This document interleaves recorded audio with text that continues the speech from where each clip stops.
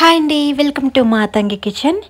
ఈరోజు మన ఛానల్లో పెళ్లి భోజనాల్లో పెట్టే ములక్కాయ కర్రీ చాలా అద్భుతంగా ఉంటుంది కదా. అది ఇంట్లోనే చేసుకుంటే ఇంకా అద్భుతంగా ఉంటుంది. మరి అది ఎలాగో ఇప్పుడు చూసేద్దాం. ముందుగా స్టవ్ ఆన్ చేసి ప్యాన్ పెట్టుకుని అరగుప్పుడు పల్లీలను వేసుకోండి. ఈ పల్లీలని లో ఫ్లేమ్లో మంచిగా దోరగా వేపించుకోవాలి. ఇవి సగం వేగిన తర్వాత దీనిలోకి 2 యాలకులు, 3 లవంగాలు, చిన్న దాల్చిన చెక్క, 1 టీ స్పూన్ జీలకర్ర ఇవన్నీ కూడా వేసుకోవాలి. ఈ పల్లీలతో పాటే ఈ మసాలాను కూడా బాగా వేగే వరకు వేపించుకోవాలి. ఇవి రెండు కూడా దోరగా వేగిన తర్వాత 3 టేబుల్ స్పూన్ల వరకు ఎండు కొబ్బరిని వేసుకోండి.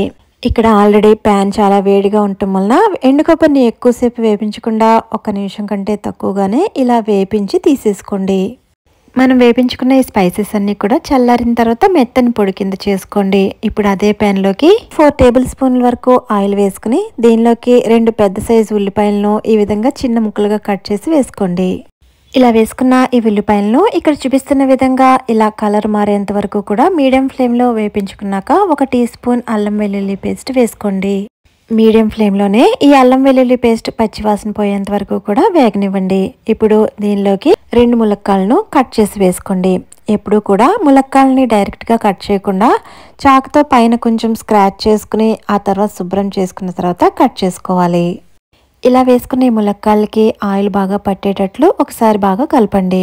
ఇప్పుడు దీనిలోకి 1/2 టీ స్పూన్ పసుపు, రుచికి సరిపడా సాల్ట్, అలాగే 2 టేబుల్ స్పూన్ల వరకు కారం, 1/2 స్పూన్ వరకు జీలకర్ర పొడి, 1 టీ స్పూన్ వరకు ధనియాల పొడి వేసుకుని ఈ స్పైసెస్ అన్నీ కూడా ములక్కాలకి బాగా పట్టేటట్లు 2 నిమిషాల పాటు బాగా కలుపుకోవాలి.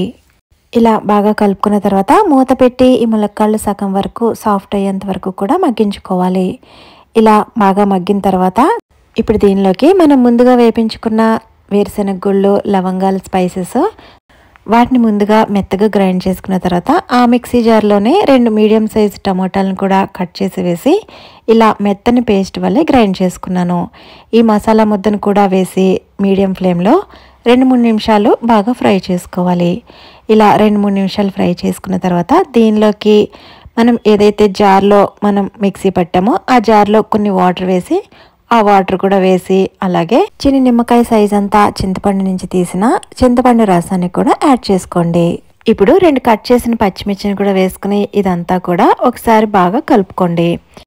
ఆల్రెడీ ములక్కాలని సగం వరకు మగ్గించాం కదా, మిగతా సగం మగ్గడానికి ఇప్పుడు మూత పెట్టి లో టు మీడియం ఫ్లేమ్లో ఈ ములక్కాళ్ళు బాగా సాఫ్ట్ అయ్యేంత వరకు కూడా మగ్గించుకోవాలి.